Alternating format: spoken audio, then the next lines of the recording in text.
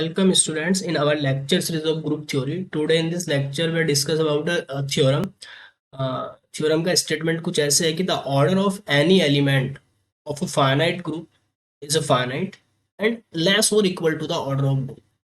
मतलब अगर आपके पास कोई ग्रुप है G और G का जो ऑर्डर है वो फाइनाइट है, एक फाइनाइट, तो आप इस ग्रुप का कोई भी एलिमेंट उठा लें, एलिमेंट का जो ऑर्डर होगा वो भी फाइनाइट ही होगा और ग्रुप के ऑर्डर से लेस इक्वल होगा। या तो ग्रुप के ऑर्डर के इक्वल हो सकता है या उससे छोटा होगा। कभी भी ऐसा नहीं हो सकता है कि एलिमेंट ए का ऑर्डर ग्रेट हो जाए ग्रुप के ऑर्डर से। ठीक है, ये इस थ्योरम का है, ये हमें प्रूव करना है। तो ठीक है, इस थ्योरम को हम कॉन्ट्राडिक्शन मेथड से इजीली प्रूव कर सकते हैं। ठीक है, देखो कैसे। लेट मैं एक ग्रुप कंसिडर कर लेता हूँ, let G be any finite group. ये आपके पास कोई भी फाइनाइट ग्रुप है एंड ए कोई एक एलिमेंट पिक कर लिया ग्रुप जी का मैंने। ठीक है, सच दैट कि इस एलिमेंट का जो ऑर्डर है वो मैं मान लेता हूं कि एलिमेंट ए का ऑर्डर एन है। ठीक है, नाउ हमें दिखाना है कि जो एलिमेंट ए का ऑर्डर है वो क्या होगा। नाउ टू शो दैट, हमें ये शो करना है कि एलिमेंट ए का ऑर्डर मतलब दैट इज एन, वो ग्रुप के ऑर्डर से लेस या इक्वल होगा, जी के ऑर्डर से लेस या इक्वल होगा। अब ये बात शो करने के लिए मैं क्या काम कर रहा हूँ, इफ पॉसिबल, अगर पॉसिबल है, मैं ये सपोज करके चल रहा हूँ कि जो एलिमेंट ए का ऑर्डर है, एलिमेंट ए का ऑर्डर दैट इज एन, कि एन ग्रेट है ग्रुप जी से, का जो ऑर्डर है ग्रुप जी के ऑर्डर से ज्यादा है, मतलब एन जो है वो बड़ा नंबर है ग्रुप जी के ऑर्डर से। ठीक है, ग्रुप जी के ऑर्डर से बड़ा नंबर है, एन ग्रेट है। ठीक है, नाउ अब एलिमेंट ए का ऑर्डर क्या है, वो एन है, एलिमेंट ए का ऑर्डर एन है। Now by closure property, closure axioms से, क्योंकि ग्रुप में क्लोजर प्रॉपर्टी होल्ड होती है। ए तो ग्रुप जी का एलिमेंट है ही। ठीक है, ए का स्क्वायर, ए की क्यूब, ए की पावर 4, ठीक है, अप टू ए की पावर एन। ए की पावर एन क्या हो जाएगा, आइडेंटिटी हो जाएगा, बिकॉज ऑफ ए का ऑर्डर एन है, तो ये लास्ट एलिमेंट क्या हो जाएगा, ये आइडेंटिटी हो जाएगा। ठीक है, और आगे मैं पावर बढ़ाऊंगा, ए की पावर एन प्लस 1 करूंगा तो वो ए आ जाएगा, ए की पावर एन प्लस 2 करूंगा तो वो ए स्क्वायर आ जाएगा। ये सारी की सारी जो ऑल पावर्स होंगी बाय क्लोजर एक्सॉम्स, ये जितनी भी पावर्स होंगी, all and distinct integral powers, ये जितनी भी एंड डिस्टिंक्ट इंटीग्रल पावर्स होंगी, इंटीग्रल पावर, ये कहाँ बिलोंग करेंगी, बिलोंग्स टू ग्रुप जी।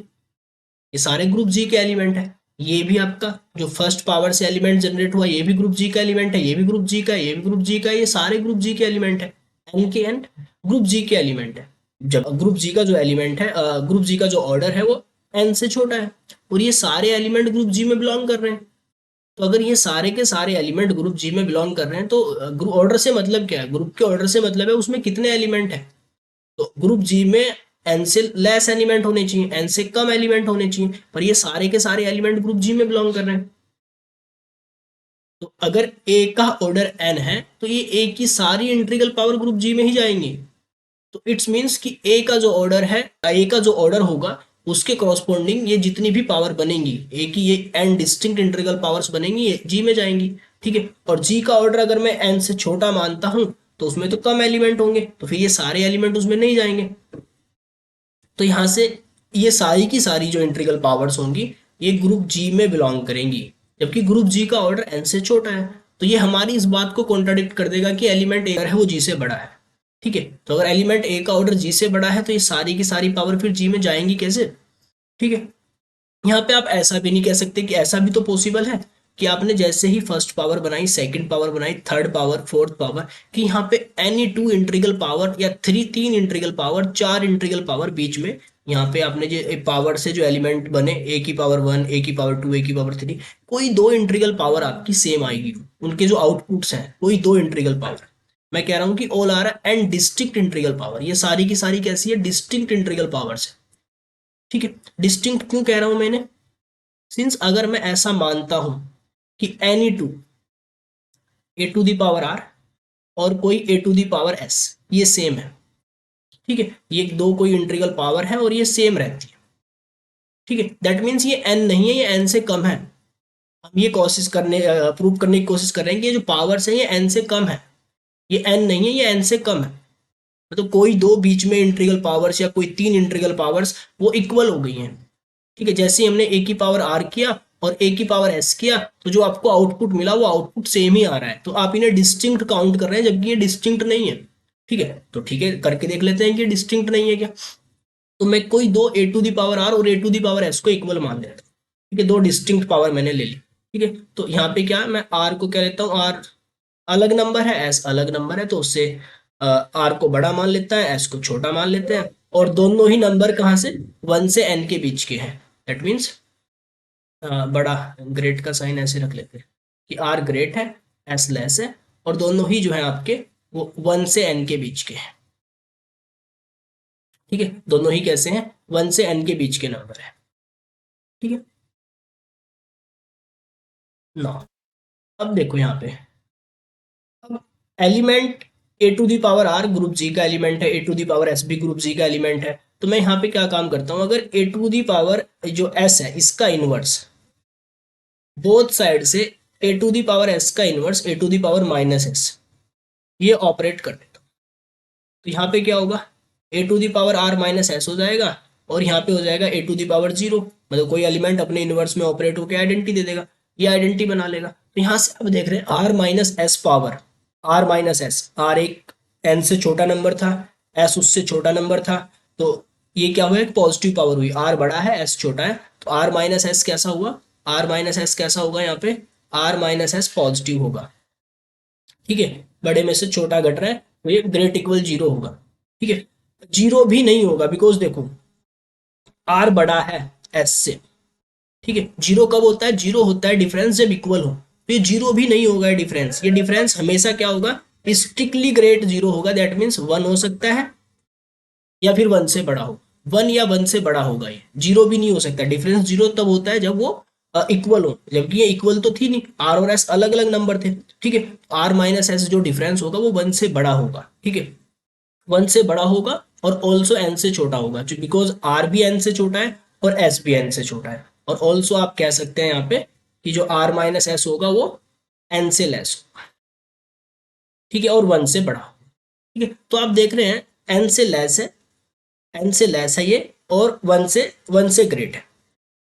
ठीक है, एन से लेस है और ऑल्सो एन से स्ट्रिक्टली लेस होगा। देखो यहाँ पे आप ऐसा भी देख सकते हैं कि स्ट्रिक्टली लेस होगा एन से, बिकॉज अगर मैं आर को सपोज एन ले लेता हूँ, आर को मैंने एग्जैक्टली एन ले लिया, आर को मैंने एग्जैक्टली अगर मैं आर को एग्जैक्टली एन ले लेता हूं, ठीक है, और आर से छोटा है एस, ठीक है, आर से छोटा है एस, दैट मीन्स अगर मैं एन को थोड़ी देर के लिए थ्री कह रहा हूं कि एन थ्री है, ठीक है, तो एस को मैं क्या ले सकता हूँ, थ्री से छोटा, एस को टू ले लूंगा।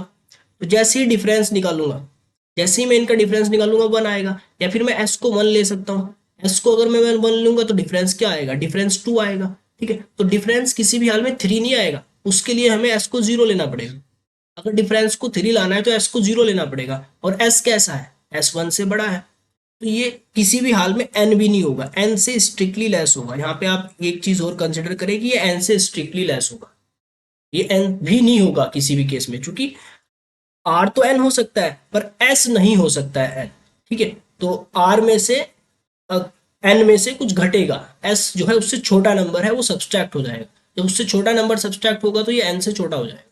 जैसे आप इस केस में देख सकते हैं, अगर एन में से मैं आर में से मैं वन को घटाता हूँ तो टू हो जाता है, टू को घटाता हूँ तो वन हो जाता हूँ, थ्री लाने के लिए जीरो घटाना पड़ेगा, और जीरो कभी होगा नहीं एस।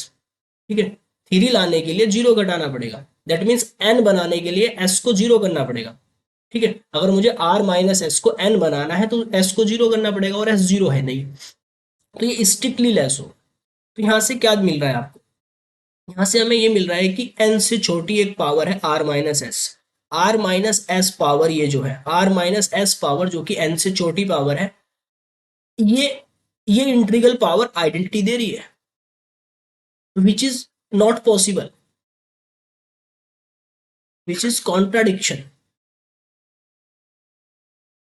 ये क्या है, ये कॉन्ट्राडिक्शन है, बिकॉज सबसे छोटी पावर जो आइडेंटिटी देगी वो तो एन होगी, because of N is the order. Order की डेफिनेशन कहती है कि सबसे छोटी जो पावर है जो आइडेंटिटी देगी वो ऑर्डर होगा, और यहाँ पे ऑर्डर से छोटी आपको पावर मिल रही है जो कि आइडेंटिटी दे रही है। तो ऐसा तो पॉसिबल नहीं है, क्योंकि हम एलिमेंट ए के ऑर्डर को एन कंसिडर करके चल रहे हैं। तो अगर हम एन मान के चल रहे हैं तो ऐसा क्यों हो रहा है, वाई ये इस तरीके का एक हमें एन से छोटा नंबर क्यों मिला, ऐसा एन से छोटा नंबर जो कि पावर में आइडेंटिटी दे रहा है वो क्यों मिला। बिकॉज ऑफ हम कह रहे हैं कि दो एलिमेंट है a to the power are, हमने जैसे ही ए टू दी पावर आर और ए टू दी पावर एस को इक्वल डाला, यहाँ से वन से लेके एन के बीच की दो इंटीग्रल पावर को हमने इक्वल डाला, तो उससे एक ये रिजल्ट मिल के आया हमें, उससे मिला ये रिजल्ट। तो उसकी वजह से जो ऑर्डर है वो कैसा हो गया है, एन से छोटा हो गया है। इज दैट मीन्स अगर ऑर्डर एन है, if order is N, then ये दो पावर, यहाँ पे कोई भी दो पावर सेम नहीं हो सकती, ठीक है। अदरवाइज फिर ऑर्डर एन नहीं है, या फिर आप ये कहें कि ऑर्डर एन नहीं है। अगर ऑर्डर एन है, ठीक है, तो यहाँ पे कोई भी दो इंटीग्रल पावर सेम नहीं हो सकती हैं। तो it's implies all above N integral powers, जितनी भी हमने अपर इंटीग्रल पावर्स लिखी हैं, all above N integral powers are distinct. ये कैसी हैं, ये डिस्टिंक्ट है, ये डिस्टिंक्ट है एंड बिलोंग्स टू जी। और कहाँ बिलोंग्स करती हैं, belongs to group g, group g से बिलोंग करती है। फिर से एक बात कॉन्ट्राडिक्ट हो रही है, ग्रुप जी से कैसे बिलोंग कर जाएंगी, ग्रुप जी का जो ऑर्डर है, ग्रुप जी का जो ऑर्डर है वो तो एन से छोटा है, वो तो एन से छोटा है, तो उसमें जो एलिमेंट आएंगे वो ज्यादा एलिमेंट कैसे आ सकते हैं, ठीक है। तो फिर से वही बात आ गई कि ये एन की एन पावर्स, ये सारी की सारी एन पावर्स ग्रुप जी से बिलोंग करनी है, belongs to G, which is not possible, ये पॉसिबल नहीं है, विच इज नॉट पॉसिबल, कि ये पॉसिबल ही नहीं है कि ये सारी की सारी डिस्टिंक्ट पावर हो और ग्रुप से बिलोंग कर रही है, विच इज नॉट पॉसिबल, ठीक है। बिकॉज हमने ये माना हुआ है, हमने ये माना हुआ है because order of group g का जो ऑर्डर है वो एन से छोटा है, तो ये पॉसिबल नहीं है। ग्रुप जी का ऑर्डर जो है आपका वो एन से छोटा है, तो एन एलिमेंट्स कैसे जाएंगे ग्रुप जी के अंदर, ये पॉसिबल नहीं है, ठीक है। ये पॉसिबल नहीं है कि ये एन एलिमेंट्स ग्रुप जी में चले जाएं। तो इसका मतलब क्या हुआ, इसका मतलब ये हुआ कि जो हम मान के चल रहे हैं, जो हमारी अजम्पशन है, एलिमेंट ए का ऑर्डर एन से बड़ा है, क्योंकि आप जितना भी एलिमेंट ए का ऑर्डर लेंगे उतनी इंटीग्रल पावर्स आपको मिलेंगी। और क्लॉजर प्रॉपर्टी से, चूंकि because of G is group, तो क्लॉजर प्रॉपर्टी से ये सारी की सारी पावर ग्रुप जी में जाएंगी, ये तो होना ही होना है, सारी की सारी पावर्स ग्रुप जी में जाएंगी, ठीक है। तो ग्रुप जी में एन पावर्स, ग्रुप जी के ऑर्डर से ज्यादा एलिमेंट नहीं जा सकते, विच इज नॉट पॉसिबल। तो इट्स इंप्लाइज अवर अजम्पशन, ऐसा क्यों हो रहा है, बिकॉज हम ये मान के चल रहे हैं कि जो ग्रुप जी का जो ऑर्डर है वो एन से ग्रेट है, एन से ग्रेट है, हम ये मान के चले। इस कारण से क्या हुआ, इस कारण से ये हुआ कि हमें ज्यादा एलिमेंट्स मिले, वो ज्यादा एलिमेंट्स जो कि ग्रुप जी के अंदर बिलोंग करते हैं। Implies that our assumption is wrong, जो हम मान के चल रहे हैं वो रॉन्ग है, ठीक है। इट्स इंप्लाइज कि जो एलिमेंट ए का जो ऑर्डर होगा वो स्ट्रिक्टली ग्रेट नहीं हो सकता है, मतलब जो एन है वो ग्रेट नहीं हो सकता है जिसे, वो लेस होगा, ठीक है। लेस होगा तो ऑल्सो फाइनाइट भी होगा, ठीक है। तो यहाँ से ये प्रूफ हो गया है कि जो एलिमेंट ए का जो ऑर्डर है वो ग्रुप के ऑर्डर से लेस होगा, ठीक है, एंड ऑल्सो फाइनाइट होगा, बिकॉज ऑफ जी का ऑर्डर फाइनाइट है, फाइनाइट से छोटा कोई भी नंबर लेंगे वो फाइनाइट ही होता है। तो इस रिजल्ट में हमने ये देखा है कि अगर ग्रुप आपके पास फाइनाइट ऑर्डर का है, तो उससे छोट उसका कोई भी एलिमेंट आप ले लें, एलिमेंट का जो ऑर्डर होगा किसी भी हाल में वो ग्रुप के ऑर्डर से बड़ा नहीं हो सकता है, ग्रुप के ऑर्डर को एक्सीड नहीं कर सकता है। अगर एलिमेंट का ऑर्डर एन है तो हर हाल में जो है ना, जो एलिमेंट का जो ऑर्डर होगा वो ग्रुप के ऑर्डर के इक्वल हो सकता है हाईएस्ट, पर उससे उससे उसे एक्सीड नहीं कर सकता है, उससे बड़ा नहीं होगा, ठीक है। तो थैंक यू फॉर वॉचिंग, मिलते हैं इन अ नेक्स्ट लेक्चर।